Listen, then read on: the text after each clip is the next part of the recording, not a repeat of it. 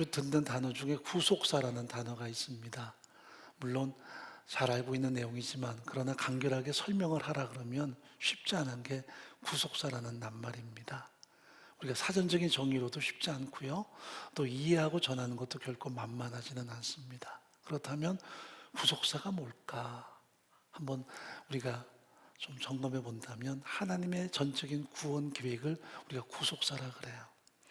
범죄에서 영원한 심판으로 치닫던 나를 구원해내서 우리를 하나님의 자녀로 삼기 위해 하나님이 행하시는 모든 구원의 행동, 그 구원의 계획들을 다 구속사라고 말하는데 거기에는 하나님의 언약과 더불어서 언약을 이루기 위해서 오신 예수님의 십자가 죽으신 부활까지 그분의 승천, 그분의 재림까지 앞으로 우리가 기다리지만 또한 그 가운데 성령이 우리에게 각 사람에게 임하셔서 예수의 십자가 죽으신 부활이 나를 향하심을 믿게 하시고 살아계신 성부 하나님을 아빠, 아버지로 부르게 하신다. 그 은혜, 그 사랑을 확증하는 그런 하나의 사건들을 우리가 구속사라고 말합니다. 그러니까 우리가 다 하나님의 구속사 속에 존재하는 거예요. 근데 성경을 읽다 보면 이스라엘 민족들에게 구속사가 드러나는 현장이 가끔 있는데 아주 명백하게 구속사가 처음부터 마지막까지 선명하게 강조된 내용이 오늘 본문 속에 담겨 있습니다. 그러니까 스데반 집사의 설교 속에 한 장밖에 안 되는 짧은 내용이지만 이스라엘 민족을 향한 구속사, 그 구속의 완성이 바로 예수님이라는 것, 또한 다시 오실 때까지 하나님이 어떻게 그 복음을 통해 전 세계를 회복해 나가시길 원하시는가를 고스란히 증언하는 내용이 본문 속에 담겨 있어요. 그런데 이 본문은 첨예한 대립을 촉구하게 돼서 결국 스데반이 돌에 맞아 순교하는 하나의 사건이 나타나게 되죠. 그러므로 구속사가 결코 세상 속에서 만만하지가 않아요. 구속사는 언제나 사람들의 마음에 자극을 주고요, 갈등을 주고요, 때로는 분노를 야기시켜요. 그런데 이것이 단순하게 세상을 향해서만 그러냐? 세상은 예수를 모르니까요. 그들을 지배하는 것은 어둠의 권세고 사단의 역사니까요. 언제나 비진리 그리고 세상의 잘못된 가치관을 추구하는 게 세상이라 진리의 말씀도 거부하고 도전하지만 문제는 여기 본문에서 스데반을 강력하게 도전하고 그를 돌로 죽게 하는 장본인들이 결코 세상 사람만은 아니라는 사실이에요. 이들은 자칭 잘 믿는 선민들이에요. 유대인들이고 그 중에서도 강력한 힘을 가진 공의원들, 그것도 최고의 종교 집단 구성원들이 이들이었습니다. 이들을 우리가 산헤드린 공의원이라 그래요. 물론 그 당시에 로마가 장악하는 속국에 불과하지만 그래도 자기들이 나름대로 영향력을 드러낼 수 있는 현장이 종교적인 현장이었습니다. 이 종교를 관장하는 최고의 의결기구가 산헤드린 공회였고요. 그들은 70명의 이 공회원들로 구성이 되어 있었습니다. 대부분은 제사장, 서기관, 그리고 사두개인들, 바리새인들이 이 자리를 차지했고요. 그들은 사람들 앞에 최고의 종교적인 엘리트들이었습니다. 그런데 이들이 스데반의 복음을 대적합니다. 그를 쳐죽게 만드는 장본인이 돼요. 물론 이들은 과거 예수님도 십자가로 내몰았던 장본인들입니다. 우리가 알듯이 예수님이 그들 앞에 재판을 받을 때 그들은 이미 거짓 증인들을 세워서 예수를 공격하죠. 그 중에 성전을 헐면 살만에 세울 것이라고 이 사람이 말했나이다 그래요. 우리가 알듯이 예수님이 성전을 성결케 하실 때 예수님이 성전에 들어가시니 온통 난장이었습니다. 돈 바꾸는 사람들, 비둘기 파는 사람들, 그들이 온통 성전을 장식하고요, 자기들의 어떤 이기적인 욕망을 충족시키는 현장으로 전락해버렸습니다. 예수님께서 노끈을 가지고 채찍 삼아서 그들을 다 내쫓아버리죠. 그리고 말씀하십니다. 내 집은 만민이 기도하는 집이라 일컬음받는다 하지 않았느냐. 그러나 너희들은 이 거룩한 장소를 강도의 소굴로 만들었다고 그들을 책망하세요. 그래서 그들이 분노합니다. 왜? 그들은 대부분 힘을 가진 종교적인 지도자들이었기 때문입니다. 성전을 통해서 자기들의 유익을 추구하던 사람들, 성전을 통해서 힘을 구축하던 사람들이 바로 여기 산헤드린 공의원들이었습니다. 그래서 예수님을 십자가로 내몬 이유 중에 하나가 그분이 메시아임과 동시에 자기들과는 결국 갈등 관계일 수밖에 없다는 하나의 극단적인 이기심이었습니다. 근데 그 산헤드린 공회가 스데반 집사를 잡아왔어요. 그리고 이 스데반을 재판을 하는데 우리가 6장 14절을 보면 예수님을 재판하던 장면과 똑같은 고발장이 낭독이 됩니다. 이 사람이 말하기를 과거 예수처럼 성전을 헐고 사면에 세운다는 말을 했소이다. 이게 이제 그들에게는 굉장히 첨예한 이야기고요. 사람을 죽일 만한 그런 아주 무서운 죄가 될 수 있다는 것을 성경이 말합니다. 성전 무용론을 말할 때 그들은 사람을 죽일 만큼 분노하죠. 그런데 스데반 집사의 이 설교 속에는 두 가지가 등장합니다. 하나는 구속사에 대한 면밀하고 아주 심도 짙은 말씀이 등장하고요. 또 한 가지는 교회가 무엇인가라는 내용이 등장을 해요. 자, 우리가 믿는 사람이에요. 그리고 잘 믿는 사람입니다. 이 말씀이 세상 사람에게 주는 말씀이 아니에요. 우리에게 주는 말씀인데 우리 가운데서도 결국 이 말씀이 갈등이 될 수 있고 또 깊은 성찰이 될 수도 있어요. 아니, 이런 말씀을 우리가 왜 나눠야 되는 거야? 우리 잘 믿는데 이건 안 믿는 사람에게 공격해야 되잖아. 그런데 사실은 이 말씀이 안 믿는 세상 사람에게 주는 말씀이 아니거든요. 이방인에게 주는 말씀이 아니에요. 그것도 종교의 최고 지도자들, 그러니까 목사에게도 이 말씀은 필요한 거고요. 여러분이 정말 신앙생활 잘했다면 사실은 더 필요한 거고요. 이제 처음 믿기 시작했다면 순수하게 믿는 당신에게도 이 말씀은 너무 중요한 말씀입니다. 그런데 많은 사람들이 나는 아닌 걸로 도외시하거든요. 구속사 그러면 우리가 다 알아요. 아, 나를 향한 하나님의 구원 계획, 아브라함 때부터 이스라엘 민족을 어떻게 부르실 것이고 그들을 통해 메시아를 보낼 것이고 예수가 오실 것이고 그 예수가 우리 위해서 십자가에 죽을 것이고 또한 그 예수의 십자가 죽으신 부활을 아무도 본 사람은 없지만 2000년 전 사건이잖아요. 성령이 우리에게 오셔서 이 사건이 나를 위한 사건임을 믿게 하셔서 나를 하나님의 자녀로 삼고 내 안에 계신 성령은 하나님을 아빠, 아버지로 부르게 하신다는 것을 믿는 게 신앙인데 우리가 다 알아요. 근데 거기서 끝나서는 안 돼요. 나는 과연 교회인가 질문해야 돼요. 여러분, 교회란 말은 히브리 말로 칼이라고 합니다. 칼. 이 말은 불러낸다는 뜻이에요. 그러니까 여러분, 아이들이 여기저기 막 모여 있는데 거기서 선생님 하나가 누구 불러서 이쪽으로 불러내는 게 칼이에요. 그 아이들을 하나님이 부르신 것처럼. 그러니까 똑같은 사람인데 불러내니까 하나님에게 속한 사람이 되는 거예요. 그게 교회예요. 신약에서는 에클레시아라고 불러요. 그것도 불러낸다는 뜻입니다. 우리가 원래 죄인 가운데 있었어요.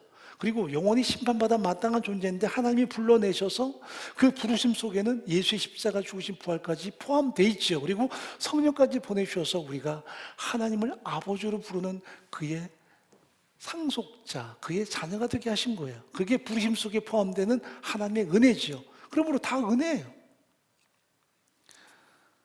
예를 들어서 어떤 좋은 집안의 부부가 아이를 하나 더 입양해야 되겠다 싶어서 고아원에 갔습니다. 아이들이 이제 다 나와서 막 재롱도 부리고 서로 간에 그 좋은 집안의 자식이 되고 싶어 하죠. 그런데 그분들이 마음에 꽂히는 아이가 있습니다. 뭐 아주 이쁘고 잘생긴 게 아니라 약한 아이예요. 사람을 기피하고 또 노래도 못 부르고 춤도 못 추는 아이인데 마음에 연민이 생겨서 그 아이를 선택을 했습니다. 이 아이에게 자랑할 게 아무것도 없는 거예요. 얘보다 나은 아이가 많아요. 다른 사람들은 왜 저런 아이를 불렀어? 그럴 수는 있어요. 그런데 정작 선택받은 아이는 가슴속에 남는 게 뭐가 남아야 될까요? 감사만 남아야 돼요. 왜 나 같은 것을 불러냈을까? 그게 쿨찬이에요. 우리 공로가 있다면 자랑할 게 많고 우리 의가 있다면 은근히 과시하겠지만 아무것도 없어요. 세상 사람보다 우리가 나은 게 없어요. 그런데 하나님이 나를 부르셨다니 기가 막히죠. 은혜밖에 남는 게 없는 거예요. 그게 하나님의 구속이에요. 그게 하나님의 구속사 속에 나타나는 은혜죠. 이스라엘 민족도 마찬가지예요. 아브라함 때부터 탁월하기 때문에 부른 게 아니에요. 가장 적기 때문에 초라하기 때문에 내신 거예요. 뭐 위대한 영웅 그런 모습은 보이지 않잖아요. 단순히 하나님이 은혜 베푸셔서 그 정도밖에 안 되는 인물이 그렇게까지 믿음으로 서요. 은혜 때문에 가능했어요. 그리고 하나님께서 당신의 마음을 알려주시지요. 내가 너를 통해 진정 세상 모든 사람을 구원할 텐데 너는 그래서 복이 큰 원이 될 것이다. 그에 잘난 거 없다고요. 하나님이 그를 그래서 선택하셨고 그에게 당신의 사랑과 은혜를 알게 하셔서 그 사랑과 은혜 앞에 응답한 것이 그의 순종이었습니다. 그의 행위가 아니라 하나님의 은혜가 먼저였죠. 자, 그런 다음에 우리가 알다시피 요셉을 통해서 이스라엘 민족이 70명밖에 안 되는 작은 인구일 때 고센에 정착을 합니다. 결국 요셉조차도 하나님이 섭리하셨죠. 형제들은 그 동생을 미워하고 죽이겠다 하지만 그 나쁜 인간들 배후에 하나님의 계획이 있으셔서 그런 과정을 통해 요셉을 총리로 세우셨고 그리고 이스라엘 민족이 태동하도록 하나의 인큐베이터를 만들어요. 그러니까 요셉도 자랑할 게 없는 이유가 하나님이 자기를 그렇게 사용했다는 거죠. 이것을 아는 것이 굉장히 중요한 인생의 관건이에요. 그래서 형님들에게 분노하지 않고 결국 내가 하나님을 대신하겠습니까? 형님들이 물론 나를 그렇게 미워하고 판 건 사실이지만 하나님이 이 모든 것을 선으로 만드셔서 우리 모두의 구원자가 되게 하셨습니다. 주제 파악을 하는 거죠. 그리고 난 다음에 이 또한 지나갈 거예요. 언젠가 하나님께서 구원을 이루실 때 이스라엘 민족이 다시 출애굽하게 된 것이라는 것을 요셉은 마지막 유언을 하지요. 드디어 430년 동안 그들은 가혹한 노예 생활을 해요. 참 고통스러운 시간이죠. 우리는 36년 일제 밑에 있는 그 시간도 지금까지 이가 갈리는데 10배가 넘는 430년 동안 노예 생활을 하고요. 마지막에는 모든 남자애들은 나일강에서 띄워 죽이든 어떻든 죽이라는 명령이 떨어지는 가운데 모세가 태어납니다. 이 모세, 히브리 민족에는 가장 탁월한 그들의 선생인데 지금도 모세 그러면 막 그들이 경기하죠. 근데 그 모세도 태어난 순간부터 인간의 한계를 경험하는 사람이에요. 자기 부모가 그 아이를 지키려고 하지만 한계가 와서 아이를 나일강에 띄우죠. 하나님의 손이 그를 이끌어서 파라오의 공주의 아들로 성장케 하세요. 40년 동안 공주의 아들로 성장한 다음에 그는 뭔가 오판하죠. 앞을 보고 뒤를 봐도 자기밖에 없으니까 나를 통해 하나님이 이스라엘 민족을 구원하리라 해서 그가 행동합니다. 그게 착각이었어요. 인본주의예요. 인본주의가 사실은 우상입니다. 하나님만이 할 수 있는 것을 내가 할 수 있다는 그 착각, 이게 오만함이고 우상이에요. 하나님이 나의 손을 의탁하여 이스라엘 민족을 구원할 것이다. 보기 좋게 그는 실패합니다. 40년 동안 광야에서 유랑하는 존재가 돼요. 그 울분, 그 분노 심했겠죠. 40년 만에 불타는 떨기나무 앞에서 그를 하나님이 부르세요. 너는 네 손을 의지하지 말고 나의 손을 의지하고 가서 이스라엘 민족 이끌어내라. 명령하시는데 그는 안 들어요. 왜? 본을 맞는 사람 보내십시오. 나는 언어가 우둔한 사람입니다. 그렇게 하는 이유는 그의 가슴 속에 있는 은근한 반감이었어요. 예전에 내 힘으로 하려고 할 때는 왜 안 도와주고 이제 나는 아무것도 아닌 존재일 때 나를 찾아오십니까? 내가 뭐가 있다고? 젊음이 있습니까? 힘이 있습니까? 제대로 언어를 구사합니까? 나띵일 때 하나님이 그를 부르세요.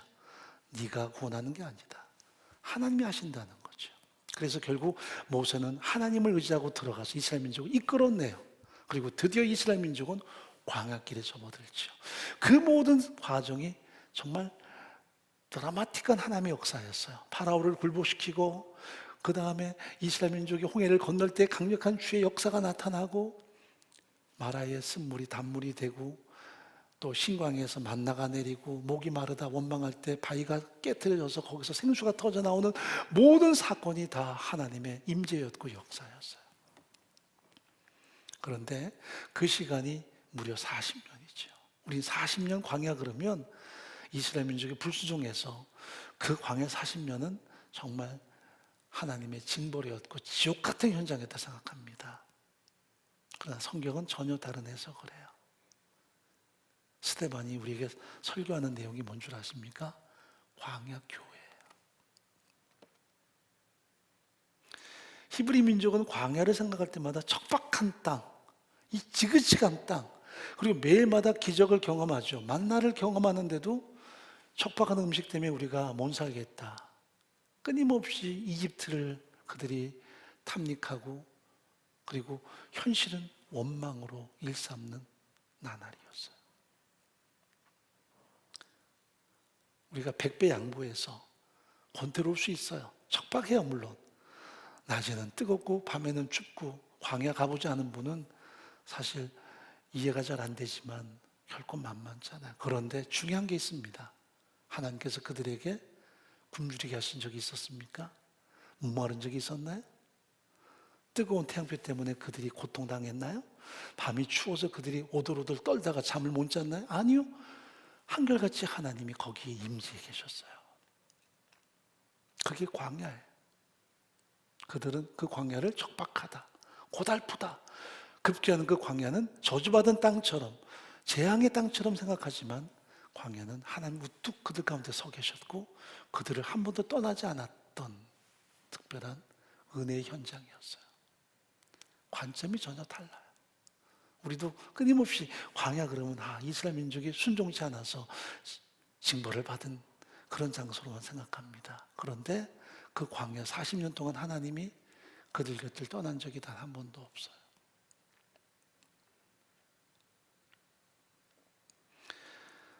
우리는 신앙생활 하면서 내가 보기 힘든 건 다 재앙이고 내가 보기에 달콤하면 다 하나님의 복으로 알아요. 우리 굉장히 단순하고 이기적이에요. 근데 과연 우리가 그렇게 통찰력이 깊을까요? 길게 놓고 보면, 삶을 한번 이렇게 돌아보면 힘들었던 때, 그때가 과연 고난과 눈물로만 계속 점철됐던 때인가? 내가 풍요로웠을 때 과연 그때가 다 복이었던가? 때로는 그렇게 내가 살았으면 내가 인간도 아니었을 때가 많거든요. 근데 우리는 자꾸 근시안적이라 그렇게 오판할 때가 많이 있어요. 단순하게 동물적인 감각으로 그냥 느낌으로 당장 좋고 그런 것을 오판할 때가 많아요. 멀리 바라보질 못해요. 그래서 신앙인의 가장 약점이 뭐냐면 너무 근시안적으로 사는 거예요. 현실주의로 사는 거예요. 그러면 우리는 에서처럼 하나님의 비전을 상실하는 그런 존재가 될 수 있어요. 까짓것 미래가 어떻게 되든 말든 내가 당장 배고픈데 뭘. 그래서 하나님의 모든 언약을 우리가 철저하게 왜곡할 때가 많이 있다는 사실이에요. 그래서 믿음을 인내와 매칭하는 이유가 뭐냐면 그 속에 담긴 하나님의 분명한 계획이 존재하기 때문이에요. 자, 우리 신명기로 넘어가겠습니다.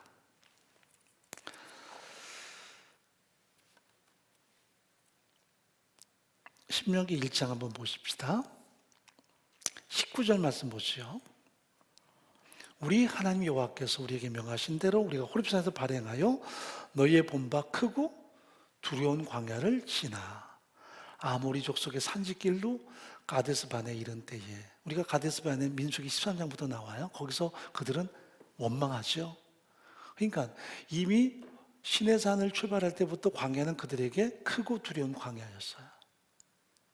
그러니까 생각 속에 광야 그러면 어떤 생각이 나요? 크고 두려운 광야예요. 크고 두렵다. 크고 두렵다. 근데 중요한 단어가 있습니다. 신명기 1장 30절부터 읽어볼까요?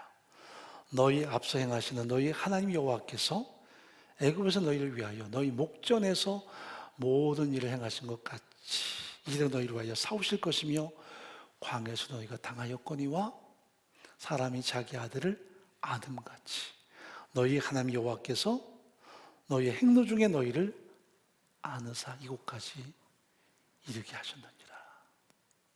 여러분, 신명기는 이스라엘 민족의 출애굽 후반부거든요. 거의 40년이 차갈 때입니다. 그러니까 모든 40년 동안에 하나님이 어떻게 하고 오셨다고요?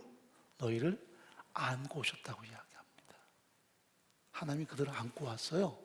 안고 왔는데 그들은 사사건건 원망하고 불평하고 크고 두려운 광야고 괴로운 광야고 권태로운 광야고 몹쓸 광야인 거예요.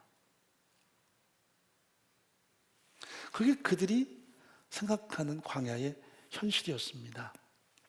하나님의 사랑, 하나님의 호의, 하나님의 은혜를 그들은 전혀 신뢰치 않았어요. 매일마다 기적을 보면서요. 새벽마다 만나가 내렸잖아요. 기적이잖아요. 그걸 보면서도 은혜, 하나님의 호의, 그들은 전혀 감사하지 않았다고요. 많은 사람이 기적이 있으면 난 믿겠다 하는데 기적이 있어도 못 믿는 사람이 여기 있어요. 40일 동안 매일마다 기적을 보는데 못 믿어요. 중요한 단서가 있어요. 우리에게 성령이 임하지 않으시면 어떤 기적도 믿는 데는 역부족이에요. 성령은 진리의 영이시기 때문에 우리 안에 오셔서 예수의 십자가 죽으신 부활을 믿게 하셨기에 믿는 것이, 우리가 누구라고 믿어요? 못 믿어요, 우리. 그 혈육으로 아브라함의 후손인 이스라엘 민족도 매일마다 그 하나님의 역사와 기적을 봤던 그들도 끊임없이 원망, 불평하고 불순종했는데 우리가 뭐라고 믿어요? 그러니까 내가 믿는다, 아직도 신앙생활 한다 그러면 은혜지 우리 잘난 거 아무것도 없어요. 우리 공로 아무것도 없다고요. 그러니까 여전히 잘 믿으면 자랑할 게 아니라 은혜가 더 남아야 돼요. 왜 날 사랑하실까? 왜 날 잘 믿게 하실까? 더 은혜가 남아야 되는데 우리는 은근히 공로를 축적해요.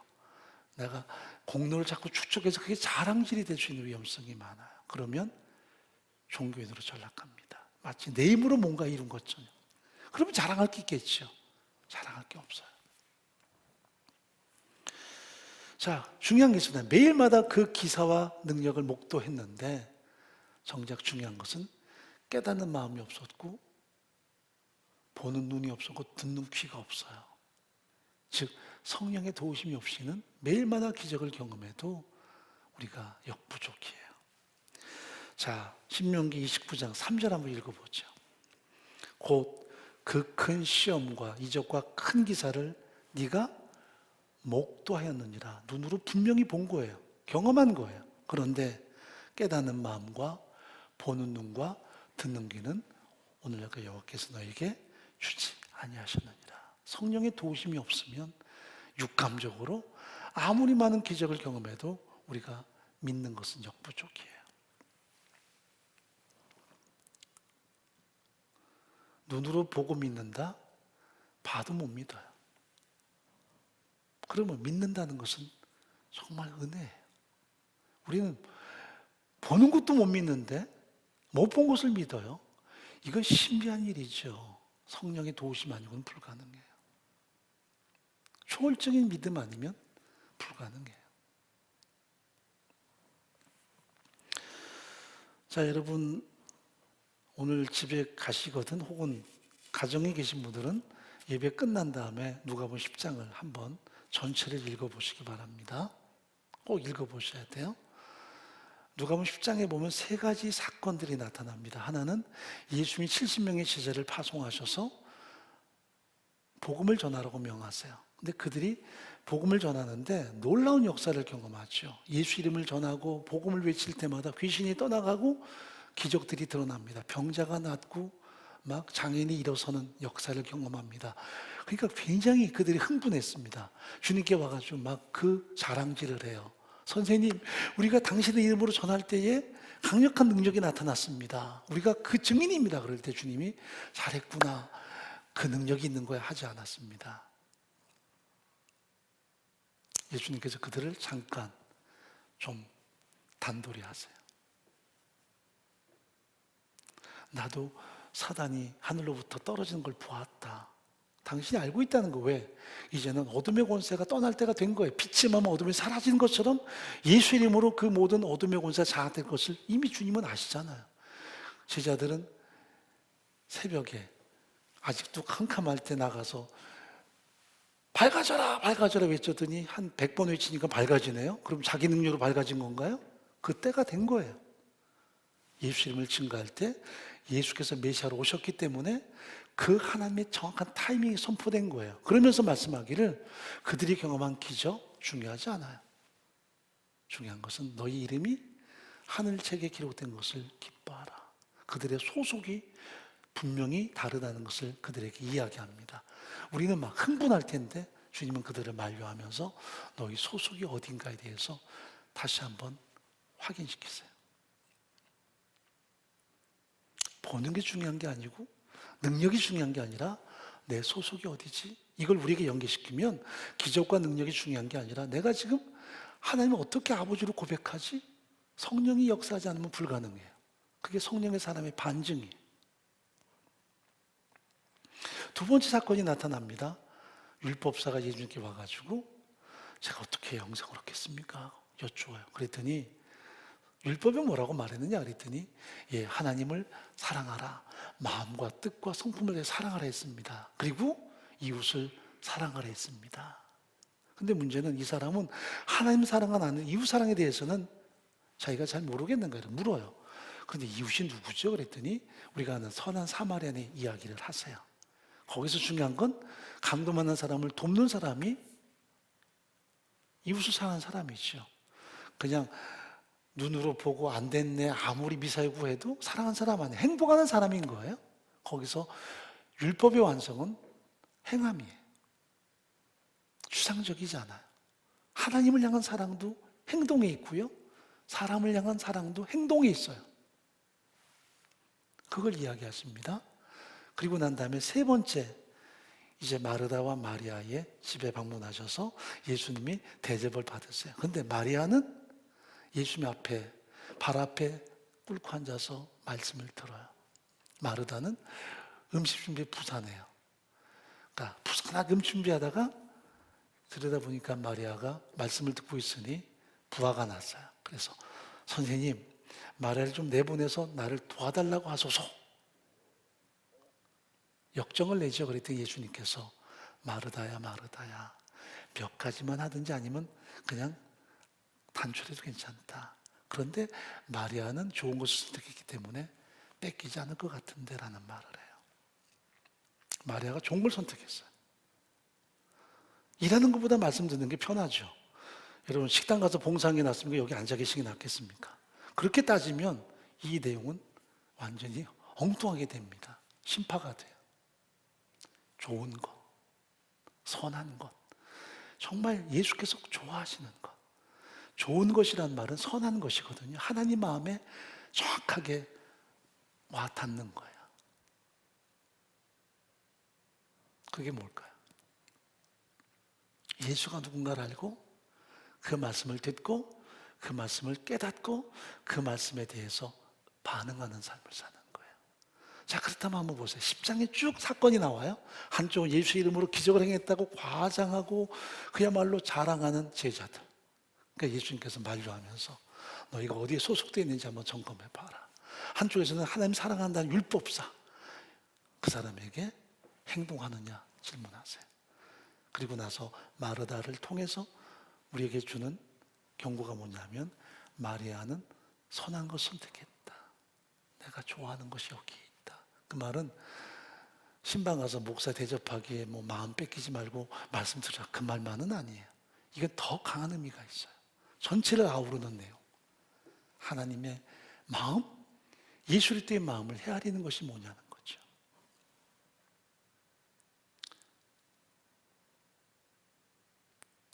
오늘 본문이 스데반 집의 설교라 그랬죠. 이 속에 구속사가 등장하고요. 교회란 말이 등장을 해요. 그것도 광야교회. 여러분이 교회 생활을 하시죠. 수십 년 했고 지금도 하고 있어요. 그런데 이 내용이 세상 사람에게 주는 내용이 아니라 여러분에게 들려주는 말씀이고 제게 들려주는 말씀이라면 우리 이 말씀 듣고 굉장히 가슴 속에 큰 성찰이 있어야 돼요. 없으면 우리도 이 사람들과 다를 바가 없는 사람이에요. 돌만 안 들었지 여전히 육체적인 크리스찬이고요.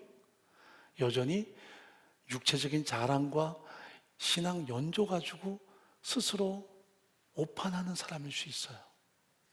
이들이 안 믿는 세상 사람이 아니에요.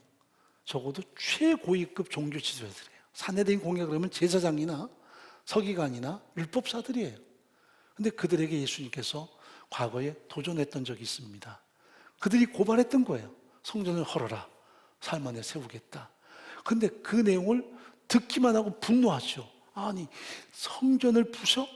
이게 예수님을 십자가로 내몬 하나의 도화선이 돼요. 그들에게 성전은 뭐였을까요? 하나님 자신이었어요. 아니, 어떻게 감히 하나님의 성전을 모독해? 너는 신성 모독이야. 그리고 예수를 모는 거예요. 근데 지금 스데반도 똑같이 성전을 헐어라, 예수께서 3일 다시 세우겠다고 말씀했다고 그들에게 증거한 것을 지금 증언대에 세워놓고 스데반을 책잡는 거예요. 그랬더니 스데반이 그들 앞에 자기를 변호해야 되는데 변호하는 게 아니라 진리의 말씀을 전하세요. 그게 구속사와 또 한 가지는 광야교회 이야기예요. 여러분, 광야교회는 그 이스라엘 민족이 놀라운 기적과 역사를 경험했는데 그들은 그곳이 하나님이 함께하는 현장으로 경험했습니까? 아니요. 하나님이 끊임없이 안고 오셨는데도 그들은 발버둥 치면서 원망하면서 하나님을 대적했어요. 그러면 거기서 그들이 가나안 땅 들어가니까 그곳이 정말 가나안 교회가 되던가요? 교회란 하나님이 함께하는 현장이고 그들을 안고 계시는 현장이 돼야 되는데 이거는 건물이 아니에요. 가나안 땅 들어가니 그 땅에서 이제 하나님 필요 없어요. 왜? 광야에서는 매일마다 만나가 없으면 굶어요. 가나안 땅 들어가니 좋은 땅에서 그들이 농사 지으니까 철철이 거두는 게 많지요. 이제 내 힘으로 가능해요. 하나님 없어도 되대? 우상이 뭔 줄 아십니까? 어떤 아로색의 형상 앞에 막 경배하는 것만이 아니라 하나님 아니어도 된다는 그 생각 자체가 우상이에요. 그러니까 민감한 사람은 우상 숭배가 내가 하나님 아니어도라는 생각 그 자체가 우상이라는 걸 알아야 돼요. 우리가 아로새긴 우상 숭배자, 그거는 극단적인 거고요. 그건 유치한 거죠. 고도의 우상 숭배자는 우리들일 수 있어요. 이제 하나님이 돕지 않아도 가능하지 않을까 하는 그 자체가 우상인 거예요. 내 힘으로 사는 거예요. 그래서 모세처럼 이제 자신의 손으로 뭔가 해본다는 거, 그거 우상인 거예요. 그래서 하나님이 그를 도울 수가 없어요. 우리가 하나님이 믿는다면서도 공급에 대한 감사를 해요. 하나님이 공급자라는 고백도 해요. 그런데 우리가 하나님이 전부가 돼야 돼요. 하나님이 우리의 전부가 돼야 되고 하나님만을 갈망해야 돼요. 그게 신앙인 거예요. 하나님 아니면 난 나띵이에요. 아무것도 아닌 거예요. 우리는 하나님을 공급하시는 분으로 생각하면 틀린 말은 아닌 것처럼 보지만 아주 교묘한 우상숭배자 같아요. 수단으로 삼아요. 주는 나의 공급자. 그래서 이거 주세요. 저거 주세요. 물론 하나님이 주신다고 약속했지만 우리가 주시는 거에만 집착하면 그건 또 하나의 우상을 만들어요. 하나님 우리의 전부가 되셔야 돼요. 하나님 아니면 난 아무것도 아니어야 돼요. 하나님만을 구해야 돼요. 그게 신앙인 거예요. 성숙할수록. 그런데 광야에서 이스라엘 민족은 하나님을 구하지 않아요. 척박한 광야. 하나님이 안고 오셨어도 그들은 하나님을 도외시하고 원망하고 대항해요. 오죽하면 이집트로 돌아가자 할까요? 그렇다면 그들이 가나안 땅 들어가서 좋은 집을 짓고 거기서 하나님 앞에 제사한다는데 그게 과연 교회일까요? 성전일까요? 왜 다윗이 하나님께 사랑을 받는 사람인 줄 아세요? 다윗은 왕이었어요. 자기가 주권자예요. 그 당시에 왕은 곧 신이었어요. 그런데 그런 사람이 나의 주가 계시다, 나의 왕이 계시다, 이건 엄청난 선언이에요. 백성들 앞에 이런 선언은 가히 충격적이었어요. 근데 그는 하나님의 주권을 고백해요. 하나님의 왕되심을 고백해요. 이 자체가 성전인 거예요. 그래서 그가 하나님을 너무 사랑하고 예배자가 되고 싶어서 성전 짓기 원하지 하나님이 허락하지 않았어요. 오죽 그가 갈망하니까 너는 군인이기 때문에 피를 많이 흘려서 안 된다 라는 말로 그를 붙잡아놔요. 중요한 것이 있어요. 나를 향한 네 마음이 성전인 거다. 그게 교회인 거예요. 그런데 솔로몬 때 이제 떡하니 건물을 지어요. 처음엔 나쁘지 않은 듯해요. 왜? 거기서 감동의 예배가 있었으니까. 그러나 점점 성전 지상주의가 돼요. 우리가 성전이 있어. 필요할 때 가서 만나면 돼. 그리고 평상시는 다 그들이 세상에 올인하면서 세상의 욕구와 자기의 이기적 욕망 때문에 심지어는 우상도 끌어들이면서 필요할 때는 성전에 가보고 나중에는 성전은 그냥 정말 급할 때 국가의 위기가 올 때나 필요하지, 이제는 매 순간 자기의 삶은 내가 주관하고 우상과 연합해서 삶을 살아요. 나중에 예레미야가 말하죠. 여호와의 전이라는 말을 믿지 마라. 하나님이 그것을 부숴버릴 거다. 아니, 성전이 부서지면 하나님이 어디 계셔? 하나님이 어디 가죠? 하나님이 죽는 건데 그들은 기고만장하죠. 결국 성전이 무너져요. 왜? 하나님이 그런 인간이 만든 건물 속에 갇혀있는 초라한 신입니까? 그럼 우상인 거죠. 그런 신이면 하나님의 이름에 너무 누추한 거죠. 부숴요. 그들이 바벨론에서 진정한 교회가 뭔가를 알아요. 말씀 앞에 무릎 꿇고 찬양하고 다음 세대에게 말씀을 가르치고 성전은 무너지지만 진정한 성전 교회가 만들어진 거죠. 근데 다시 돌아와서 수르바벨 성전을 짓고 그 초라한 성전에 또 주님을 집어넣네요. 그래서 또 그것도 무너졌어요.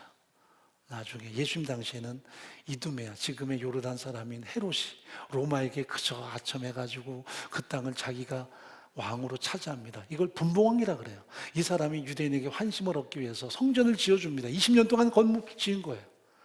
근데 그 헤롯이 메시아라고 믿는 사람도 있었어요. 왜? 성전 지어줬으니까. 여러분, 그들이 성전이면 다 되는 걸로 생각을 해요. 건물 지어줬어요. 그래서 그 성전이 여기 있다. 근데 그 건물은 이방 사람이 지어주는 거예요. 자기의 통치를 위해서. 거기 가서 하나님이 계시다고 그들은 그야말로 열광하는데 그 장소가 이들에게는 종교적인 야배 장소였지 하나님을 향한 예배 장소가 아니었네요. 성전세 거두고 돈 바꿔주고 예배하러 오는 사람들이 양과 혹은 여러 가지 송아지 끌고 올 때 그거를 갖다가 은근히 거부하고 자기들이 인증하는 인증품 양을 팔고 그래서 거기서 오는 수많은 이익을 착복하고 종교 집단이 결국은 하나의 돈을 추구하는 집단으로 변질됐어요. 성전의 기능이 사라진 거죠. 예수님께서 성전을 헐어라 살만을 세우겠다. 그게 옳아요. 왜? 예수님은 자기를 성전으로 내놓으실 테니까요. 그리고 우리 개개인에게 성전되게 하실 위대한 구원의 역사를 이룰 테니까요. 그런데 그들은 그 의미를 몰라요. 분노하죠. 왜? 우리의 이익, 우리의 욕구가 충족되지 않으니까 예수를 십자가에 내몰아요. 근데 지금 스데반이 그 얘기를 하는 거예요. 광야교회 얘기를. 그들이 원망했다. 그들을 안고 계신 하나님에 대해서 철저하게 원망하고 하나님을 대적했어요. 광야교회와 지금 앞에 있는 청중을 연계시켜요. 그들은 사내린 공이었어요. 자칭 믿는다는 사람들이었어요. 이것 때문에 결국 이를 갈고 돌을 들어요. 우리가 흔히 예수께서 다시 살아계셔서 하나님 보좌우편에 앉아 계신 것을 본다 할 때 그것 때문에 돌을 던진 걸 알지만 이미 그 전부터 이를 갈고 죽일 음모를 갖고 있었어요. 왜? 자기들의 이익이 침해를 당하고 자기들의 욕구가 침해를 당할 때 그들은 분노하죠. 자, 그렇다면 결론을 맺어보죠. 성전과 교회는 비슷하지만 달라요. 성전은 구약시대에 하나님의 어떤 임재가 있는 곳이라면 교회는 어떤 건물이 아닌 우리 개개인이 예수님을 통해서 성전되는 것이죠. 누구나 성령이 들어와서 거하시면 성전된 거예요. 우리가 예전에는 믿지 않을 때는 성전이 아니었어요. 그냥 육체였어요. 그런데 성령이 내재하셔서 성전된 가장 중요한 핵심적인 내용은 예수를 나의 구원자로 믿고 하나님을 아빠 아버지로 고백해요. 성전된 거예요. 성령이 우리 안에 내재하셔서. 그리고 진정한 교회가 된 거죠. 교회는 그저 건물이 아니에요. 우리가 다 한 사람 한 사람 부름 받아서 그 성령이 우리 안에 내재하셔서 그렇게 예수를 주로 믿는 하나님의 자녀들이 모여서 감사와 감격으로 하나님의 임재 속에 살겠다 선언하는 현장이 교회고 진정한 성전됨인데 우리는 건물만 자꾸 생각하죠. 자, 여러분이 모이는 교회예요. 지금은 교회는 두 가지예요. 모이는 교회, 흩어지는 교회. 두 가지가 잘 매칭이 돼야 교회지. 이 두 가지가 매칭이 안 되면 그것은 반쪽짜리예요. 모여야 돼요. 지금 모이죠. 근데 코로나 때문에 못 모인다. 그래서 교회가 아니다. 그렇지는 않아요. 왜? 우리가 어디서나 지금 동시에 예수의 이름으로 가정에서든 함께 모이죠. 지금. 그래서 하나님의 온라인 시대에 이 문명의 이기를 통해서 우리가 이렇게 코로나 시대에도 예배할 수 있는 교회됨을 누릴 수 있는 현장들을 누리게 하셨어요. 성령이 우리 안에 계시고 우리가 한 예수의 십자가 죽으신 부활을 믿고 아버지 앞에 예배하는 그 교회가 된 거예요. 근데 이것이 끝이 아니라 예배가 끝나면 교회가 끝난 게 아니에요. 이제는 흩어지는 교회가 되는 거예요. 여러분이 가시는 곳마다 거기에서 척박한 땅, 내가 집에 안 가고 싶다. 아니에요. 여러분이 오실 때에는 집구석이란 말이 절로 나오고 정말 살고 싶지 않은 가정이라도 예배가 끝나고 돌아갈 때는 그곳은 흩어지는 교회가 돼야 돼요. 척박한 광야가 아니라 하나님이 나를 안고 계시는 곳이 그곳이라는 것을 알아야 돼요. 직장에 나갈 때도 정말 내가 일하기 싫다 하더라도 그곳이 하나님이 나를 안고 가시는 현장임을 알아야 돼요. 그래서 신앙인은 이 두 가지 균형이 있어야 돼요. 모이는 교회와 흩어지는 교회. 이것이 어느 쪽이 좀 단절되면 우리의 신앙은 비정상이 돼요. 그렇다면 자, 결론을 마무리하죠. 여러분은 진정한 교회입니까? 광야교회를 잘 누리지 않으면 우리의 교회됨에 대해서 사실 명확한 설명이 안 돼요. 척박한 인생에서도 여전히 하나님이 나를 당신의 성전 삼아서 나와 여전히 동행하신다는 믿음 속에서 오늘을 살아가야 돼요. 눈물겹고 척박하지만 여전히 감사해야 되고 여전히 감격하는 삶을 살아야 돼요. 공동체 안에서도 마찬가지. 이곳을 떠나서도 마찬가지. 그렇지 않으면 우리는 불완전한 신앙으로 전락해요.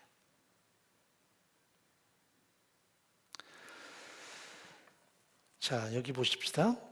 54절 말씀 한번 읽어보죠. 저희가 이 말을 듣고 마음에 찔려 저를 향하여 이를 갈거늘. 앞에 나오는 내용은 말씀드린 것처럼 예수의 부활, 예수가 하나님의 아들로 하나님 보좌 우편에 있다 그런 얘기하기 전입니다. 이미 교회론을 이야기해요. 자, 그들은 자기들이 성전인 걸로 알고요. 성전에서 기득권을 다 누리면서 최고의 하나님의 영광을 선포할 걸 알고 있지만 스데반은 말하죠. 당신들은 성전의 기능을 다 무너뜨렸다는 것. 성전의 가치를 무너뜨렸다는 것. 하나님이 당신들에게 진정 영광을 받으신 것이 아니라 당신들은 하나님의 사람이 아닐 수 있다는 것. 이게 그들이 일가는 거예요.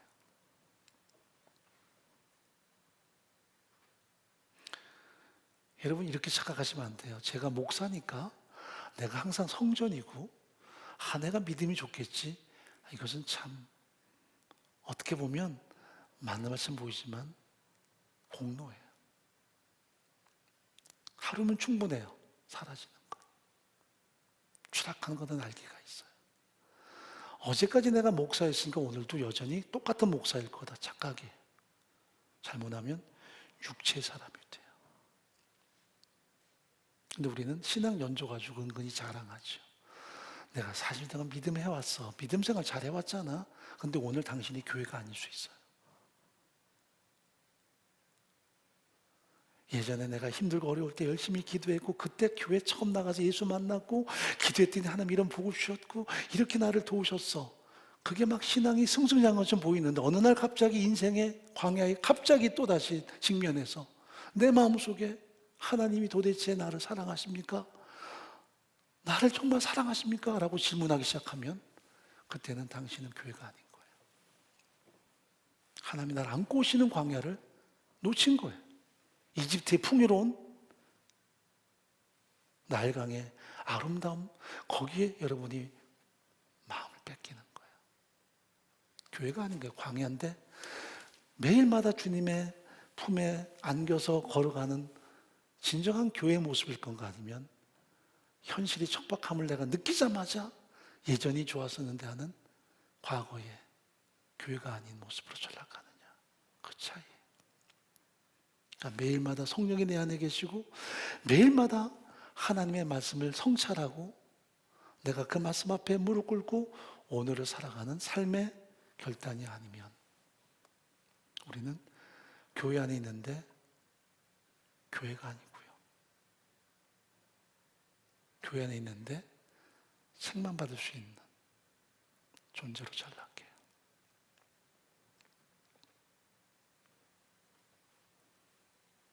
자기를 진단해 보세요. 내가 정말 깨닫는 마음이 있는가? 보는 눈이 있는가? 듣는 귀가 있는가? 척박한 광야를 걸어가면서 여전히 그 임재 가운데 사는가? 아, 하나님 감사합니다. 내 힘으로 안 됩니다. 그러나 하나님이 나와 함께 하시니 나는 충분합니다. 하는지, 아니면 아, 옛날에 나 힘들었는데 이제 살만해. 그건 당신 교회 아닌 거예요. 기도가 안 나와요. 그때는 이미 본인이 알아요. 기도도 안 나오고 들리지도 않아요. 귀가 안 열려요. 죽은 사람은 귀가 닫혀요. 가슴을 쳐야 돼요.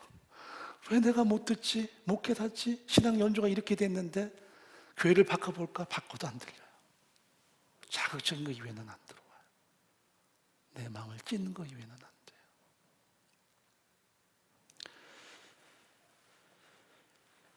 로마서 10장 8절 마지막 읽어봅니다. 그러면 무엇을 말하느뇨? 말씀이 내게 가까워 내 입에 있으며 내 마음이 있다 하였으니 곧 우리가 전파하는 믿음의 말씀이라. 네가 만약 내 입으로 예수를 주로 시인하며 또 하나님께서 그를 죽은 자 가운데 다시 살린 것을 내 마음이 믿으면 구원을 얻으리니 사람이 마음으로 믿어 의에 이르고 입으로 시인하여 구원에 이르느니라. 이게 한번 내가 믿어서 끝 아니라 매 순간 매 순간 광야교회를 걸으면서 항상 나 위해 예수께서 죽으셨구나. 나는 고달픈 광야를 걸으면서도 그 십자가의 은혜를 다시 한번 깊이 성찰하고 나를 이렇게 안고 계시는 하나님, 독생자까지도 아끼지 않으셔서 여전히 나를 안고 계시는 하나님, 그 하나님의 은혜 임재 속에 매일마다 거하고 고백하고 그렇게 선언하지 않으면 우리는 구원은 얻었다 할지 모르지만 광야에서 원망으로 일삼던 이집트로 금방 돌아가지 않던 그들과 별 다를 바가 없고요. 신앙의 연조는 막 자랑하면서도 깨닫는 마음이 없고 듣는 귀도 없고 보는 눈도 없는 산헤드린처럼 욕망만 가득할 뿐 책망 받을 수밖에 없는 존재일 수 있지 않느냐. 이게 목사의 모습일 수도 있어요. 여러분의 모습일 수도 있고요. 나는 진정 하나님의 교회인가? 광야 교회를 잘 누리고 있는가? 한번 점검해본 여러분 되기를 바랍니다.